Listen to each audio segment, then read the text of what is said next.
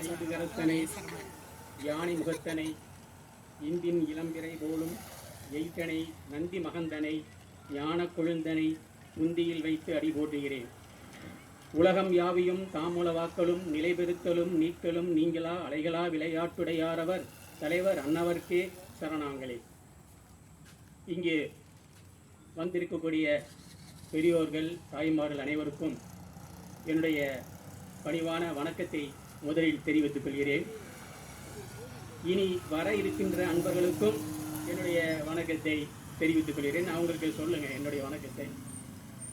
இங்கே வந்துங்க இப்படிப்பட்ட ஒரு சிறப்பான ஒரு பட்டிமன்றம் ஸ்ரீ சீதாராம திருக்கல்யாண அன்னதான குழுவினர் நடத்தி கொண்டிருக்கிறார்கள்.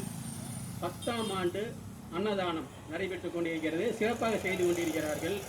இப்படிப்பட்ட ஒரு நல்ல வாய்ப்பை வழங்கிய அன்னதான குழுவினர் அவர்கள் அனைவருக்கும் என்னுடைய நன்றியினை தெரிவித்துக் கொள்கிறேன். நல்ல கைதட்டலாம். நீங்கள் ரொம்ப நல்லா சுவையாக உங்களுக்கு பிடித்தமான இடங்கள் வந்து கைதட்டுங்க. அந்த கைதட்டை வச்சு தான் நான் தீர்ப்பே சொல்ல முடியும். ஆகவே நல்ல கைதட்டுங்க. இங்கே வந்துங்க இந்த எழில் பேரவை அமைப்பு அப்படின்னு சொல்லிட்டு ஆவடியில் ஒரு அமைப்பு இருக்குங்க. மிகப்பெரிய இலக்கிய பேரவை அமைப்பு இருக்குங்க. அந்த பேரவை அமைப்பில் இருந்து எங்களுடைய ஐயா அவர்கள் திரு எழில் பொன்னுசாமி ஐயா அவர்கள் இங்கு வருகை தந்து சிறப்பித்துள்ளார். எங்களுக்கெல்லாம் வழிகாட்டி அவர் தாங்க. அவர் வந்துங்க திருக்குறளில் ரொம்ப ஆழம்பட்டவர். நீங்கள் வந்து திருக்குறள் சம்பந்தமாக நிறைய இந்த மாணவர்களுக்கு அந்த போட்டி தேர்வுகள் போட்டியெல்லாம் வைக்கிறது, பரிசு கொடுக்கறது ரொம்ப மிகப்பெரிய அவர் ஞானம் அதில் உடையவர். ஐயா அவர்களுக்கு நாங்கள் அழைத்த உடனே தொலைபேசியில் சொன்னோம், வந்தாங்க ஐயா. அவர்களுக்கு என்னுடைய முதற்க நன்றியை தெரிவித்துக் கொள்கிறேன், வணக்கத்தை தெரிவித்துக் கொள்கிறேன். அதே போல் இந்த வந்திருக்கின்ற அந்த அன்பர்கள் அனைவரும் இப்போ எங்களுடைய அப்பார்ட்மெண்ட்ஸ்லேருந்து எல்லாம் வந்திருக்காங்க, மேடம் எல்லாம் வந்திருக்காங்க. அவங்களுக்கு அதே போல் சங்கர் ஐயா அவங்களுடைய வீட்டிலேருந்து வந்திருக்காங்க. அவங்க அனைவருக்கும் என்னுடைய தம்பி இதுபோல் எல்லாம் வந்திருக்கக்கூடிய அனைவருக்கும் என்னுடைய முதற்க நன்றியினை தெரிவித்துக் கொள்கிறேன். அதாவதுங்க இந்த மைக் வந்து கொஞ்ச நேரமாக வேலை செய்யலை, கிட்டத்தட்ட 20 நிமிடமாக வேலை செய்யலை. கீவா ஜெகநாதன் அப்படின்னு சொல்லிட்டு ஒரு பெரிய அறிஞர் இருந்தாருங்க. அந்த கீவா ஜெகநாதன் அவர்கள் வந்துங்க ஒரு முறை ஒரு கூட்டத்தில் பேச போயிருந்தார். தலைப்பு என்ன அப்படின்னாங்க, நல்லா கவனிங்க, தலைப்பு இம்மைக்கும் மறுமைக்கும் அப்படிங்கிற தலைப்புல அவர் பேசுறார். இம்மைக்கும் மறுமைக்கும் அப்படிங்கிற தலைப்புல அவர் பேசுறாரு. அவர் பேசும் பொழுது மைக் வேலை செய்யல. அந்த நிகழ்ச்சி அமைப்பாளர் வேற ஒரு மைக் வச்சாங்க, அந்த மைக்கு வேலை செய்யல. உடனே அவர் சொன்னாரு, இம்மைக்கும் சரியா இல்ல, மறுமைக்கும் சரியா இல்லை அப்படின்னாருங்க.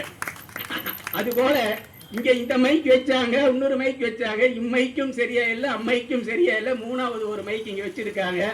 ஆக இந்த இன்னைக்கு சீரியல்லாம் விட்டுட்டு வந்திருக்காங்க பெரியவங்கெல்லாம். இந்த தொலைக்காட்சியில் இருக்கக்கூடிய இந்த சீரியல் அந்த அளவுக்கு நம்மளை ஈர்த்து இருக்கு. அதே போல இன்னைக்கு ஐபிஎல் மேட்ச் நடந்துட்டு இருக்கு. இந்த ஐபிஎல் மேட்சையும் விட்டுட்டு இங்க வந்திருக்காங்க. அதாவதுங்க ஒரு நகைச்சுவையா சொல்லுவாங்க, ஒரு கார்ட்டூன் போடுவாங்க. அந்த கார்ட்டூன் என்ன போட்டிருப்பாங்கன்னா, டிவியில எல்லா குடும்பமா உட்கார்ந்து நாடகம் பார்த்துக்கிட்டு இருப்பாங்க, ஒரு நாய் உட்கார்ந்து பார்த்துக்கிட்டு இருக்கும். அந்த அளவுக்கு இன்னைக்கு தொலைக்காட்சி நாடகங்கள். அந்த நாய் உட்கார்ந்துட்டு இருக்கும். அந்த நாய் என்ன செய்யுதுனாங்க, தொலைக்காட்சியில அந்த வில்லன் ஹீரோயினை கடத்த போனா வவ்வுன்னு சொல்லிட்டு டிவி நோக்கி ஓடுது. அப்ப அந்த அளவுக்கு அந்த நாய்க்கு கூட அந்த சீரியல்ல பிடிச்சு போயிடுச்சு. ஞாயிற்றுக்கிழமை அன்னைக்கு அந்த நாய் வந்து டிவி முன்னால் உட்கார்ந்துருச்சு. அந்த மாதிரி நான் சொல்றாங்க, நாய் பேரை சொல்லி, டே கண்ணு இன்னைக்கு சீரியல்லாம் கிடையாதுடா, திங்கக்கிழமை தான் மறுபடியும் தொடரும்னு சொன்ன ஓடி போயிடுச்சு. அதுபோல இன்னைக்கு நம்ம டிவி மோகத்தில் நிறைய இருக்கும். அதையெல்லாம் விட்டுட்டு இங்கே நீங்கள் வந்திருக்கீங்க அப்படின்னா ரொம்ப ஒரு மிகப்பெரிய ஒரு சந்தோஷமான விஷயம் இது. இன்னொன்னுங்க, இந்த அன்னதான குழுவினர் அவங்க அந்த அன்னதானத்தை பற்றி நான் ஒரு 2 சொல்லணும். முக்கியமாக இந்த அன்னதானத்துடைய நன்மை என்ன அப்படிங்கிறத சொல்லணும். சனி வரை ஆக எனக்கு இருக்கும் ஒரே நாள் கிடைப்பது ஞாயிறு மட்டுமே. அந்த ஒரு நாள் தான் என்னால் கோவிலுக்கே செல்ல முடிகின்றது. அதற்காக எனக்கு பக்தி இல்லை என்ற அர்த்தம் இல்லை.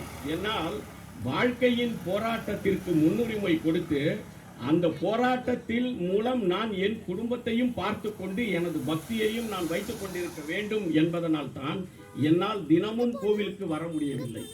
ஆகவே பக்தி இல்லாததனால் தான் கோவிலில் கூட்டம் வாரம் முழுதும் கூடுகின்றது, கூடாமல் போய்விடுகிறது என்று யாராவது சொன்னால் அதை நீங்கள் ஒரு காரணமாக எடுத்துக்கொள்ளவே வேண்டாம். இதுவரை நாம் கோவிலுக்கு சென்று வணங்குவது என்பதாக பார்த்தோம். இப்பொழுது நான் உங்களுக்கு பக்தியையே வேறு விதமாக சொல்கின்றேன் பாருங்கள். பக்தி என்பதை ஆன்மீக ரீதியாக பார்த்தால் பக்தியை இரு பிரிவாக பிரிக்கின்றார்கள். ஒன்று பகவத பக்தி, இன்னொன்று பாகவத பக்தி என்று சொல்வார்கள். இந்த பகவத் பக்தி என்பது என்னவென்றால், நான் நேரடியாக கோயிலுக்கு சென்று நான் இறைவனை வழிபடுவது, பூஜை செய்வது, பூக்கள் கொடுப்பது, அபிஷேகம் செய்வது போன்றவையெல்லாம் பகவத் பக்தி சார்ந்தது. இதே பாகவத பக்தி என்பது என்ன அப்படி என்றால், இறைவனுக்கு தொண்டு செய்யும் அடியார்களை நான் இறைவனாக ஏற்றுக்கொண்டு தொண்டு செய்வது. இன்றைய இளைஞர்கள் நிறைய பேர் அந்த தொண்டில் ஈடுபட்டுள்ளார்கள் என்பதை நான் கண்கூடாக பார்த்திருக்கின்றேன். உங்களுக்கு உதாரணமாக நான் ஒன்றை சொல்லலாம். திருப்பதி பாத யாத்திரை எங்களுடைய நிறுவனத்தில் இருந்து ஒரு 15 வருடங்களுக்கு முன்னால் ஒரு 20 பேர் 30 பேர் என்று சென்று கொண்டிருந்தார்கள். ஆனால் இப்பொழுது அந்த திருப்பதி பாத யாத்திரைக்கு 200 பேர் 250 பேர் என்று நடந்து போகின்றார்கள். இதுவும் பக்தி கூடுதலானதற்கான உதாரணம் தான். ஆனால் நான் சொல்ல வந்தது அது மட்டும் அல்ல. சுருட்டப்பள்ளி என்ற இடத்தில் ஒரு நாள் தங்குகிறார்கள் நடந்து செல்லும் வழியில். அந்த இடத்தில் தங்கும் பொழுது சுருட்டப்பள்ளியை சுற்றியுள்ள கிராமத்தில் இருந்து சுமார் 50 to 75 இளைய தலைமுறையினர் வந்து இங்கு நடந்து வருபவர்களுடைய காலை பிடித்து தன் மடியில் வைத்துக் கொண்டு எண்ணெய் தேய்த்து அந்த புண்களுக்கு மருந்து போடுகிறார்கள். நான் என் தாயின் காலை எத்தனை முறை தொட்டிருக்கிறேன் என்று எனக்கு தெரியாது. ஆனால் நான் நடந்து வரும் எண்ணெய் நீங்கள் பெருமாளின் அம்சம் என்று சொல்லி ஒரு இளைஞன் என் காலை தொட்டு என் காலில் ஒரு எண்ணெயை தடவுகின்றான் என்றால் இதுதான் பக்தி, இதுதான் இளைய தலைமுறை, இதுதான் தமிழ்நாடு. ஆக பக்தி என்பது எந்த இடத்திலுமே குறைந்து போகவில்லை. இது இப்பொழுதுதான் நடக்கின்றதா? இல்லை. மாணிக்க வாசகர் ஒரு பாடலில் சொல்லி இருப்பார், ஆவுரித்து உண்ணும் புலையோர் எனினும் ஈசனுக்கு அவன் அடியாரெனில் அவனும் நான் வணங்கும் தலைவனே என்று சொல்லும் பொழுது, ஒருவன் மாடு விற்று அதை மாட்டை கொன்று அதை வியாபாரம் செய்து பிழைப்பவனாக கூட அவன் இருக்கட்டும், ஆனால் அவன் ஈசனுக்கு அடியாரெனில் அவனும் நான் வணங்கும் இறைவன் தான் என்று பாகவத பக்திக்கு எவ்வளவு முக்கியத்துவம் கொடுக்கின்றார்கள் பாருங்கள். ஆகவே பக்தி என்பது இது ரெண்டோடு முடிந்து விடுவது இல்லை. இதையும் தாண்டி